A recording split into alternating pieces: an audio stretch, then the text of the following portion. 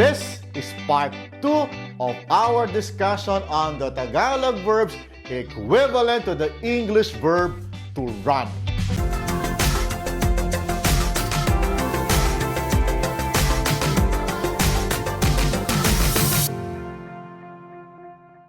Kumusta po kayo? Welcome back. Let's continue our journey in learning a beautiful language, Tagalog, the language of the Philippines.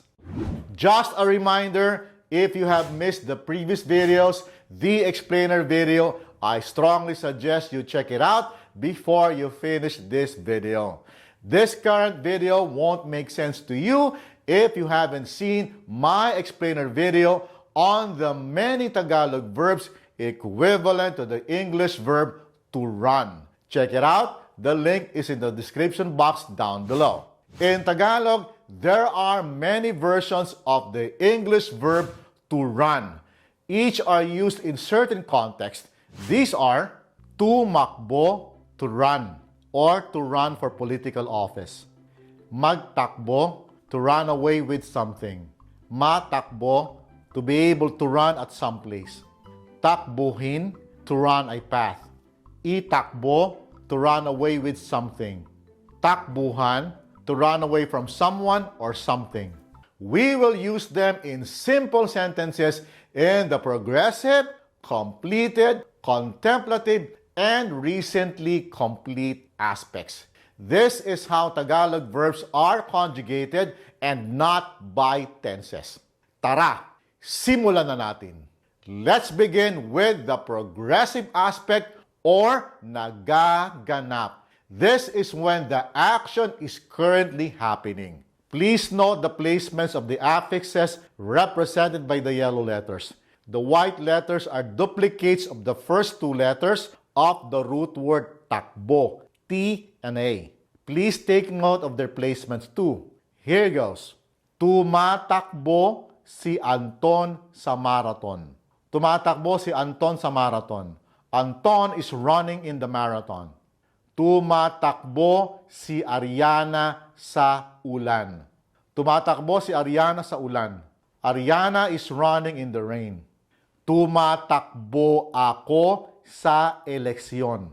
Tumatakbo ako sa eleksyon. I am running in the election. Tumatakbo from the infinitive verb tumakbo is very straightforward. Running. Tinatakbo niya ang daan. Tinatakbo niya ang daan. He or she is running the path. Tinatakbo niya ang distansya mula dito. Tinatakbo niya ang distansya mula dito. He or she is running the distance from here.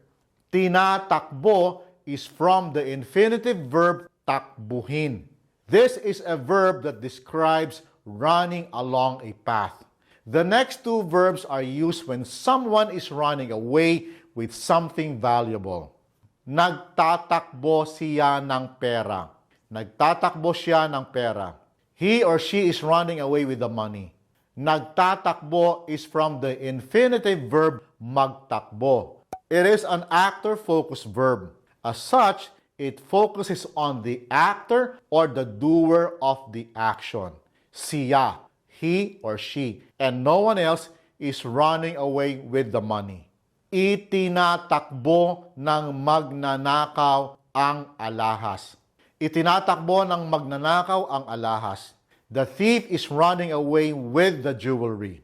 Itinatakbo from the infinitive verb itakbo is an object-focused verb. As such, it focuses on the object of the sentence, ang alahas, the jewelry, and nothing else that is being run away with. Ayos ba? Now, let's have some more examples. Natatakbo ko ang daan ngayon. Natatakbo ko ang daan ngayon. I am able to run the path now. This verb, natatakbo, from the infinitive verb matakbo, describes one's ability to run at some certain place. Tinatakbuhan mo ang responsibilidad mo. Tinatakbuhan mo ang responsibilidad mo. You are running away from your responsibility. From the infinitive verb takbuhan, tinatakbuhan is a verb used to describe the act of running away from one's responsibility. Now, let's use what we have learned so far with this picture I took in Boracay Island. Remember this picture? I talked about this some weeks back. This is a picture of a couple running in the beach. As you may know by now, Tagalog has flexible sentence structure and word order. In discussing the photo, I will use both subject, verb, object, or SVO structure, which is considered formal in Tagalog, and the verb, subject, object, or VSO structure, which is more casual and more natural sounding in Tagalog. Here goes. Sila ay tumatakbo. Tumatakbo sila. They are running. Sila ay tumatakbo sa buhangin. Tumatakbo sila sa buhangin. They are running on the sand. Tinatakbo nila ang dalampasigan. They are running along the beach. Incidentally, as an object-focused verb, tinatakbo can only be used in the VSO structure. Cool? I hope it's clear. Now, let's try the completed aspect or naganap. This is when the action has already occurred, hence, the action has already been completed. Please take note of the placements of the affixes in yellow letters. The same nuances I described earlier are applied to the following sample sentences. Tumakbo siya sa karera. Tumakbo siya sa karera. He or she ran in the race. Tumakbo sila patungo sa likod ng bahay. Tumakbo sila patungo sa likod ng bahay. They ran towards the back of the house. Tumakbo kami sa eleksyon. Tumakbo kami sa eleksyon. We ran in the election. Tinakbo nila ang daan. Tinakbo nila ang daan. They ran the path. Tinakbo nila ang distansya hanggang sa bayan. Tinakbo nila ang distansya hanggang sa bayan. They ran the distance to the town. Nagtakbo ang kahera ng pera. Nagtakbo ang kahera ng pera. The cashier ran away with the money. Itinakbo niya ang alahas. Itinakbo niya ang alahas. He or she ran away with the jewelry. Natakbo ko ang daan sa Batangas. Natakbo ko ang daan sa Batangas. I was able to run the path in Batangas. Tinakbuhan ni Ed ang obligasyon niya. Tinakbuhan ni Ed ang obligasyon niya. Ed ran away from his obligation. Ayos ba? Are you getting it? This time, let's move on to contemplative aspect or magaganap.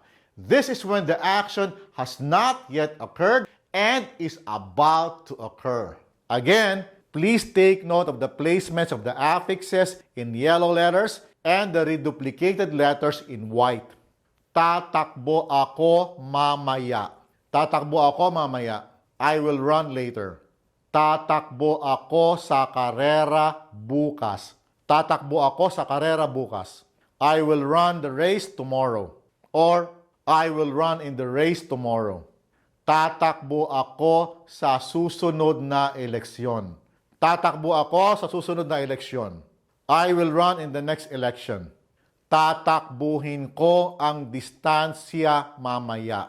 Tatakbuhin ko ang distansya mamaya. I will run the distance later. Tatakbuhin ko ang karera bukas. Tatakbuhin ko ang karera bukas. I will run the race tomorrow. Or, I will run in the race tomorrow. Magtatakbo ako ng pera. Magtatakbo ako ng pera. I will run away with the money.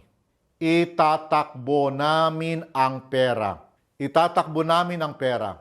We will run away with the money. Matatakbo namin ang daan papunta sa Batangas. We will be able to run the path going to Batangas. Tatakbuhan ko siya. Tatakbuhan ko siya. I will run away from my responsibility with him or her. The last aspect I will discuss is recently complete or katatapos. This is when the action has just occurred not too long ago. Hence, the action has recently been completed. The great thing about this aspect is that there is only one conjugated form for all of the verbs. It is formed with the prefix ka, followed by the reduplicated letters T and A. Then the root word takbo. You now have the verb katatakbo. Verbs in the recently complete aspects are normally paired with the adverb lang, just. Here are our examples. Katatakbo ko lang sa karera. Katatakbo ko lang sa karera. I just ran the race. Katatakbo mo lang sa eleksyon. Katatakbo mo lang sa eleksyon. You just ran in the election. Pronouns in the first person and second person singular come first before lang. With other pronouns, it is the reverse. Katatakbo lang namin sa daan. Katatakbo lang namin sa daan. We just run the path. Katatakbo lang natin. Tama na. Katatakbo lang natin. Tama na. We just ran. Enough. Katatakbo lang niya ng pera. Katatakbo lang niya ng pera. He or she just ran away with the money. Katatakbo lang nila ng mga dokumento. Katatakbo lang nila ng mga dokumento. They just ran away with the documents. Katatakbo lang ni Ed sa obligasyon niya. Katatakbo lang ni Ed sa obligasyon niya. Ed just ran away from his responsibility. Ayan ang maraming halimbawa. Tagalog verbs may require some getting used to. Like I always say in my previous videos, Tagalog verbs are so different from English or some other languages. You don't need to memorize all of them. Just be aware that they work differently from your language. The goal of this channel is to provide you with a point of reference that can guide you. The key really is practice. So, go out there and speak with your Filipino friends or partners. They will be more than happy to help you. That's about it for now. I will see you again soon. Maraming salamat po at hanggang sa susunod.